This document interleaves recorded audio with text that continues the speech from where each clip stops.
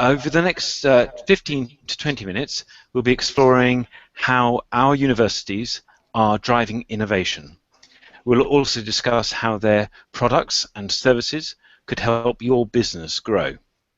This hangout is part of iExpo 2015, which is the innovation event run by the New Anglia Enterprise Partnership. If you have any questions for our guests about how universities can drive innovation and support business, please post them online. We'll select 2 or 3 of the best ones to put to our guests, time permitting. And now to our special guests. I'm delighted to be joined this evening by Professor Mohammed Abdul-Majid, who is Head of Department of Science and Technology at the University Campus Suffolk. The professor is joined by Jenny Carberry, who is Business and Engagement Manager, Dr. Fandi Ibrahim, who is Senior Lecturer in Nutrition and Human Health, and Dr. Gavin Devereux, who is a course leader in the Department of Science and Technology. And we also have from the University of East Anglia, we have Dr. Aram Saeed, who is a lecturer in drug delivery and tissue engineering. So good evening to you all. I hope you can hear me. We can. Can you hear me, Dr. Saeed? Yes. Excellent. And Dr. Devereux? Yes, yeah.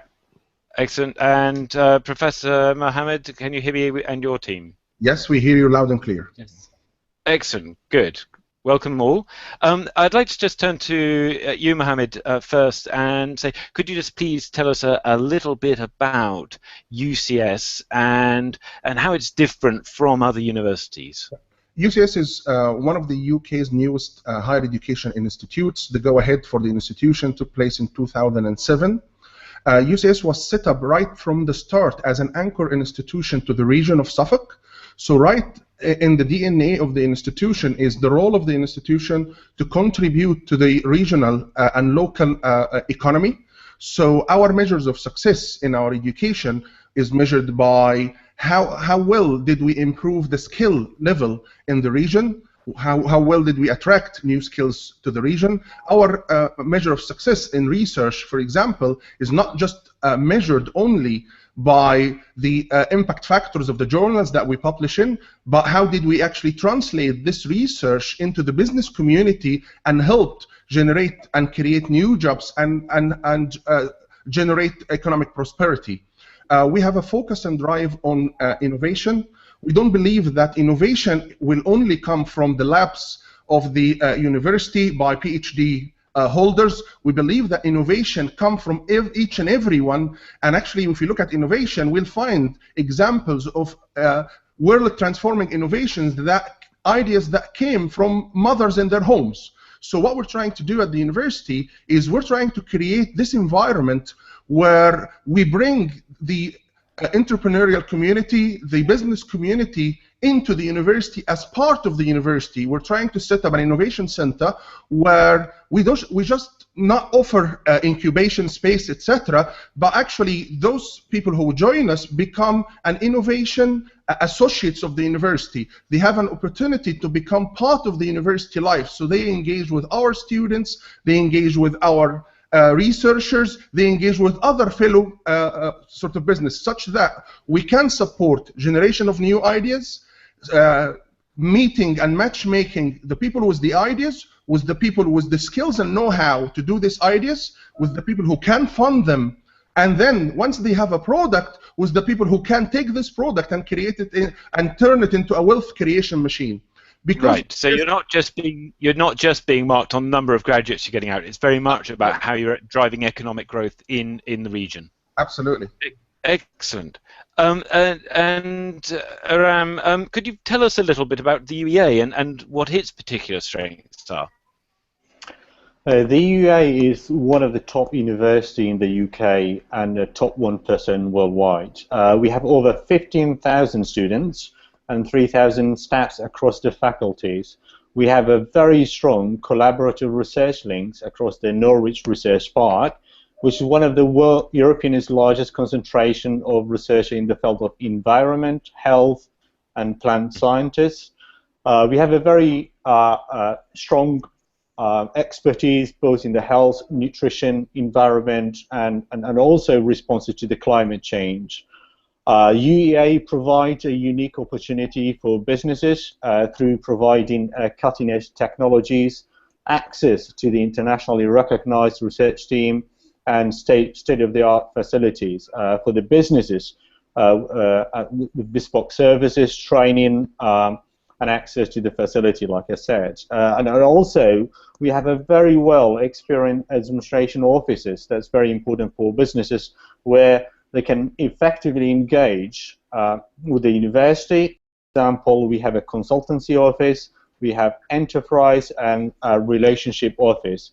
In fact, we recently built an enterprise center on campus, which I can say is Britain's greenest commercial building, and that houses a lecture theatre, office spaces, and meeting room that's available for the business to access. And can I just say the location of the university in the heart of the Norwich Research Park means the university is a place to go for multidisciplinary research and business development.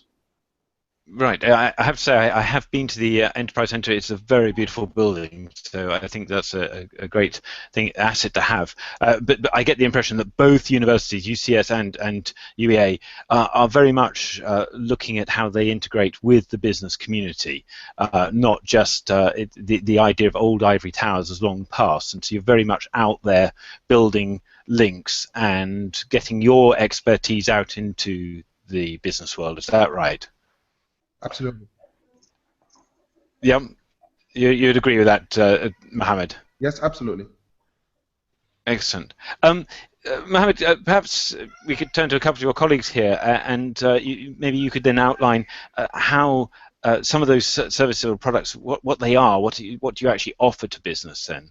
Okay. Maybe we could turn to some of your colleagues for this. Yeah, well, I'll invite my colleague Jenny to offer a broad umbrella of the services. Then I'll invite my colleagues to talk about some of the specific areas of work.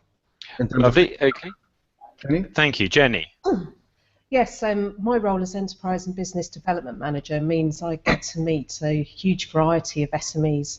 I see we've got a question about how we engage with SMEs and the effectiveness of that. We're very lucky to be within the New Anglia LEP region, because I've built up a very close working relationship with the growth advisors, who have been able to signpost SMEs to myself and vice versa if we can't help them as a university. So one of the issues that often SMEs have is that, you know, they're small companies, they haven't got the time to come out and meet us, so that's where my role comes in. You know, I can go to them and make it as seamless as possible and promote what we're doing with our academics and all the interesting and wonderful things they're doing, and match them up, really. But broadly, we offer knowledge transfer partnerships, networking events, academic consultancy, research partnerships including contract research, collaborative funding opportunities, or you can even sponsor a PhD student, university qualifications, continuous professional development for you or your team, bespoke training practices, executive coaching and workplace mediation, as well as research and development. Right, so quite a full, yes. quite a full list there of services. Yeah, and maybe Gavin, you could explain a bit more about sort of what your specialism is then within that package. So broadly, it would be anything to do with sport and exercise, whether that be used as a public health tool or for elite sports performance. So everything from, let's say, elite football. So how do we allow their players to play for longer? So how do we prolong the careers of players? How do we reduce injury in athletes that are very, very valuable indeed? Through to how can we work with computer games designers to design exercise-based computer games to try and use research to best ensure health benefits from things like whole-body computer game exercise. Right. Okay. And I understand your colleague, Dr. Fandi Ibrahim, is working actually on what goes into the food. Is that right, Fandi? Yeah, right. we actually have the experienced staff and facilities, and we aim to extend the principle of safer food, better business to healthier food, better business. Actually, people have always the thought that healthier food is always tasteless, but we can prove the opposite actually, and we can help the business to reformulate their current products or to actually develop new products that will have high impact on the health of the community here. And on the other hand, also we have developed method for biopreservation techniques that can help in extend the shelf life of minimally processed food. And we have successfully able to extend the shelf life of rainbow trout to 2 or 3 days extra. So we can help actually within the nutritional area and within the food or development areas. So as well as cutting sugars and salts and fats, you're actually also extending the shelf life of foods. So that's actually, there's an economic benefit as well as a health benefit. Yeah, exactly. Yeah. Excellent. And Aram, the UEA, they obviously do a lot of work with business too. What sort of other ways can you maybe help businesses, particularly the smaller businesses, to grow? Yeah, as a university, we can offer a vast range of opportunity for the businesses to access, depending pretty much on the nature and the needs of the project. I can tell you some of the standard ways that the UEA has been using to support the businesses that range from licensing of intellectual properties arising from research, or providing consultancy, or doing a collaborative research with the local businesses, and also going to the areas of the knowledge transfer partnership where we can provide our expertise to the local businesses to innovate, and also internship. That's one of our strengths. That we can take up PhD students to the supported from the businesses to do a particular project. We can provide them our support as academic, and also access to the state-of-the-art technology. And finally, because the UEA is based in the heart of the Norwich Research Park, we have laboratory space, office space that we can allow the small businesses to use and to grow their businesses. Excellent. And I see in the background there you've got a fantastic bit of kit working away, which I'm taking as a 3D printer. And I understand you'll be actually exhibiting some 3D models at the iExpo, which will be in the Centrum building on Norwich Research Park this coming Tuesday, the 20th of October. Could you just tell us a bit about the 3D printing work and how that can be applied to business? And if you've got any exhibits there, you can just show us what sort of things you've created and we can see on Tuesday? Yes, that's correct. On the day we'll be on the stand 47, so come on and see us. What I can say that we are doing something, it's called medicine, that we think that over the next 20, 30 years is going to be one of the biggest things happening in medicine. And what the regenerative medicine is about is about curing patients that cannot be cured with the conventional medicines. Just to give you an example, if a patient has a heart attack, part of that tissue dies, and we give them the conventional medicine or the current medicine to help them to get on with the condition. However, to replace that damaged tissue, you need the innovative research like regenerative medicine. What this field can offer is offering a way to create a functional living tissue to replace the damaged one to the exact size and shape. And to do that, to organize cells in the way they are organized in the human body, we are using the high-resolution 3D printing, we call it the additive manufacturing, that allow you to position cells into a different layer and in a different location temporally and spatially so they can function same as the native tissue. There are real-life examples where the 3D printing has an impact. For example, there are 3D printing body part that provided step change solutions that included creating a personalized cranium for patient, trachea, vertebrae, and a nose for the patient, for a born child that was born without nose. Wow. And here at UEA, we have access for this cutting-edge technology, both in the School of Pharmacy and Engineering. So to the business. Do you have a piece of this that you can show us? That's something you've actually already created? Yes, I can show you that a model that we printed on our printer. This is an example of a vertebrate, and then also we have a model skull. You can see the resolution is very high on this printer, that you can pretty much match the size of the native tissue if you want to. Just going back to the point that at the UEA we have these services that we can provide to the businesses, whether that's to develop their prototype, or we're also providing a modeling expertise to create 3D printing computer models. We also have a consultancy team, both from the material science, biologist, clinician, so we can provide a bespoke training. And we can do that all the way from the designing stage to the manufacturing process, to testing the material, characterizing it, and validating it. Excellent. Thank you very much. Could I just turn, Mohammed, you'll be exhibiting at iExpo. Could you tell us what you'll be showing and how it benefits business? I'm very conscious we're running out of time, so if we could keep this short, it'd be great. Yeah, well, we're going to be exhibiting things from our digital and smart system sort of work. Predominantly, we'll focus in the exhibition on the application of virtual reality and immersive technology in education and in health.